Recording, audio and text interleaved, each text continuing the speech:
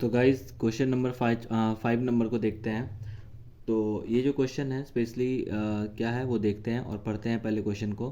तो अ हेमेस्फेरिकल होगा, यहाँ एच एस लिखा हुआ मतलब hemispherical depression is cut out from one face of a cubical wooden block. वापस से एक बार क्वेश्चन को मैं रीड करता हूँ। A hemispherical depression is cut out from one face of a cubical wooden block such that the diameter l, ये जो है ये एल लिखा हुआ है, डायमीटर एल मतलब मान के चल रहे हैं कि उसका डायमीटर लेंथ जो है मतलब डायमीटर का लेंथ वो एल दिया हुआ है, of the hemisphere is equal to the edge of the cube, determine the surface area of the remaining solid.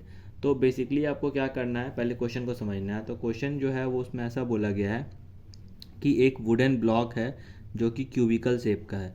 तो मैं आपको 3D व्यू दिखाता हूँ बेसिकली, और इसमें से क्या किया गया है, काट दिया गया है एक हेमेस्फेरिकल डिप्रेशन। अगर आप आइसक्रीम खाते होंगे पार्टी वगैरह में जा करके, तो उसमें आप देखते होंगे स्कूप आउट करके आपको आइसक्रीम निकालता होगा, है ना।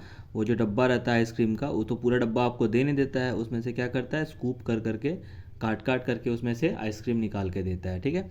तो हम लोग का ये जो पार्ट है ये हेमेस्फेरिकल पार्ट है, ठीक है।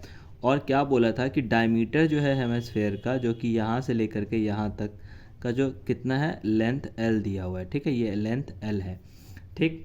तो सबसे पहले तो आप ऐसा लिख लो कि diameter of hemisphere is equals to L, ठीक है। तो रेडियस ऑफ हेमेस्फेयर कितना हो जाएगा, एल बाई टू। अब क्वेश्चन में बोल रहा है कि determine the surface area of the remaining solid, मतलब वो ये हेमेस्फेरिकल पार्ट को इसमें से निकाल लेने के बाद कितना सरफेस एरिया बचा रह गया उसका आपको, मतलब कितना सॉलिड बचा रह गया उसका आपको एरिया फाइंड आउट करना है, ठीक है। तो फटाफट देखते हैं। तो हम लोग क्या लिखेंगे, surface surface surface area of remaining surface area of remaining solid is equal to, देखो surface area of remaining solid जो है हम लोग को निकालना है, तो क्या हो जाएगा, surface area of remaining solid बराबर क्या हो जाएगा, सबसे पहले तो टी एस ए का मतलब सबको पता होना चाहिए, total surface area. T S A of क्या हो जाएगा, T S A of cube plus C S A जिसको कि कर्व सरफेस एरिया बोलते हैं, तो C S A of hemisphere, तो यहाँ पे लिख दिए C S A of hemisphere. तो अभी हम लोग को इतना पे नहीं छोड़ना है, आगे इसमें और थोड़ा सा काम करना है। जब आप टी एस ए की बात कर रहे हो तो पूरा क्यूब, जैसे अब मैं अगर क्यूब बना के आपको दिखाऊं यहाँ पे, तो कुछ क्यूब ऐसा टाइप का होता है, आप अगर देखें ध्यान से तो ये क्यूब हो गया, ठीक है। अब इसका ये वाला जो पार्ट है इसको अगर छोड़ दें, तो ये मिडिल वाला जो पार्ट देख रहे हैं ना, ऊपर से अगर आप इसको देखो तो ये ऊपर वाला पार्ट दिखेगा, ये वाला पार्ट है ना, इसमें से स्कूप करके निकाला गया है।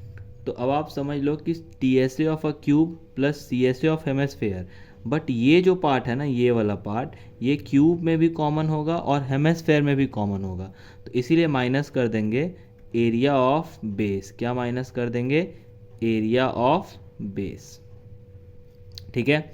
अब फटाफट वैल्यू डालते हैं। तो T S A of cube 6a² होता है फॉर्मूला, ठीक है, और C S A of hemisphere 2πr² होता है। एरिया ऑफ बेस क्या होता है, πr², ठीक है। ये आपको पता होगा एरिया ऑफ हेमेस्फेयर कैसा होता है, ठीक है। तो ये ध्यान से आप रखिएगा। तो चलिए अब आगे देखते हैं। तो ए साइड ऑफ क्यूब जो है, डायमीटर आपका हेमेस्फेयर का एल दिया हुआ है, तो ऑब्वियसली इसका भी जो होगा हाईएस्ट जो एज है, मतलब लेंथ ऑफ एज जो होगा क्यूब का वो एल ही होगा, इसीलिए हम लोग यहाँ पे क्या लिख लेंगे, 6l² प्लस, यहाँ ध्यान दीजिएगा 2πr² में से एक πr² चला गया, तो कितना बच गया, only πr²।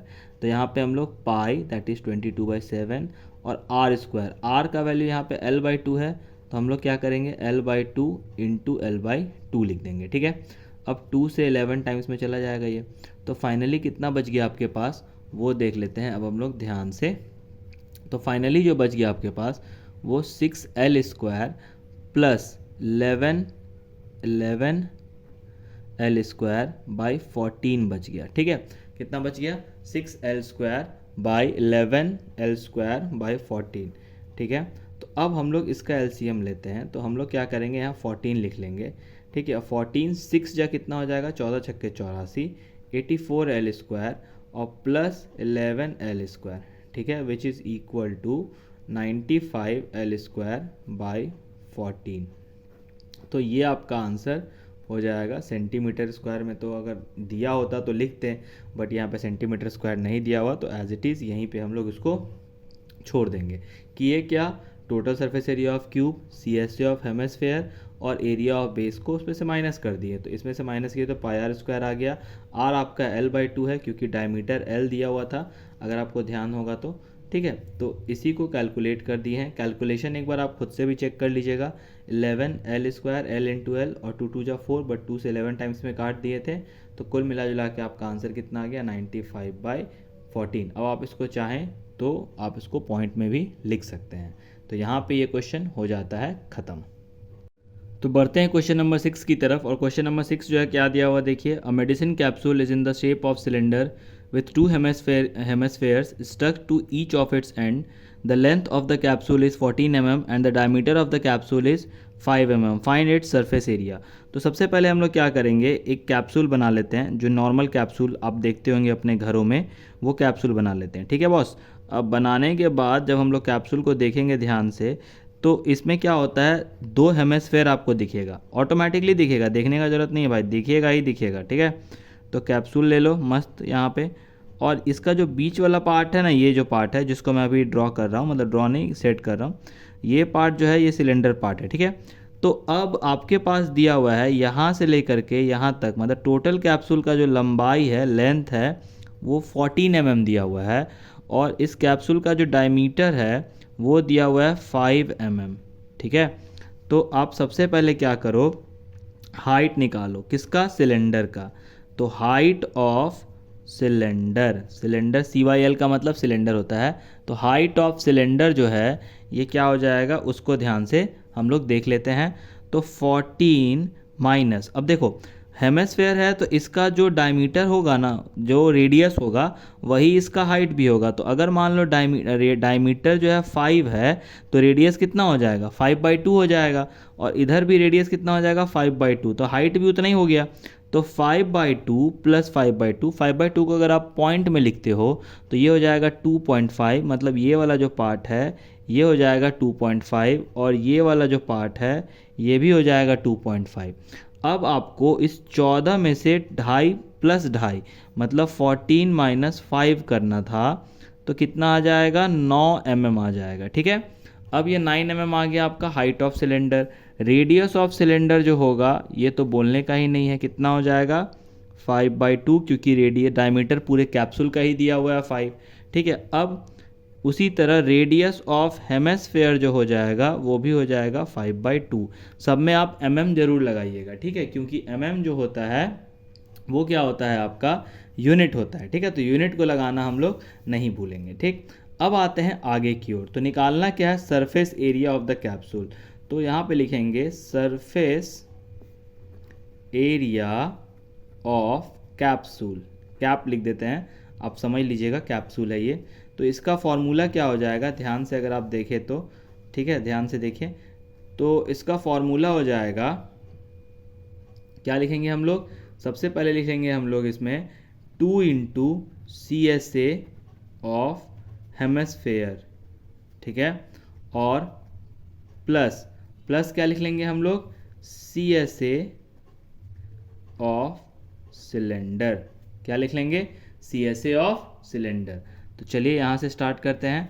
2 × 2πr² plus 2πRH, ये हो जाएगा आपका 4πr² प्लस 2πRH। यहाँ से आप πr कॉमन ले लो, यहाँ हो जाएगा 4r प्लस 2h, बस कॉमन लिया है सिंपल फैक्टराइजेशन यूज़ करके, ठीक है, जो आप कॉमन फैक्टर्स निकालते हो। वैल्यू पुटअप करते हैं फटाफट। अब तो क्या हो जाएगा, देखिए ध्यान से, यहाँ हो जाएगा 22/7 इंटू 5/2, 2 से कट कर दो इसको 11 टाइम्स। अब यहाँ क्या बच रहा है, 4 × r दैट इज़ 5/2 प्लस 2 × 9, क्योंकि h का वैल्यू कितना है, 9 है। आप यहाँ पे देखो, यहाँ दिया हुआ है 9, ठीक है। तो तो यहाँ 2 से कट कर दो, 2 2 जा 4। फाइनली कितना मिल रहा हम लोग को, 11 पचे 55, 55। थोड़ा ऊपर कर देता हूँ मैं ताकि आपको विजिबिलिटी एकदम मस्त चकाचक दिखते रहे। तो 55/7, इधर अंदर क्या क्या सीन है, 2 5 जा 10 और 9 2 जा 18। तो कुल मिला जुला के राम कहानी ऐसा है भाई कि 55/7 मल्टीप्लाई 28, 7 को 4 से करिए 28, और 55 चौके हो गया 220 सेंटीमीटर, सॉरी mm है, तो mm²। तो ये हो गया आपका क्वेश्चन नंबर 6 का आंसर। तो चलिए बढ़ते हैं अब क्वेश्चन नंबर 7 की तरफ। तो 7 जो है भाई देख लो ध्यान से क्या दिया हुआ है।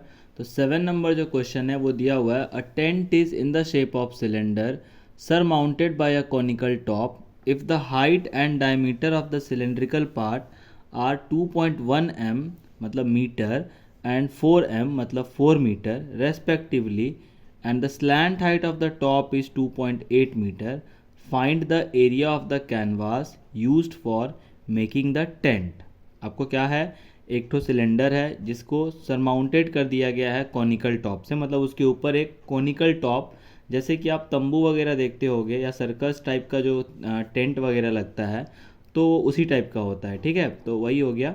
और उसमें क्या बोला गया है कि सारा उसका वैल्यूज़ दिया हुआ है, सिलेंडर का जो रेडियस है वो दिया हुआ है, रेडियस के जगह यहाँ पे डायमीटर दिया हुआ है, हाइट दिया हुआ है, स्लैंट हाइट कोन का दिया हुआ है, क्योंकि दोनों का कोन का और सिलेंडर का रेडियस सेम हो जाएगा, इसीलिए कोन के लिए बस आपको स्लैंट हाइट दिया हुआ है, ठीक है।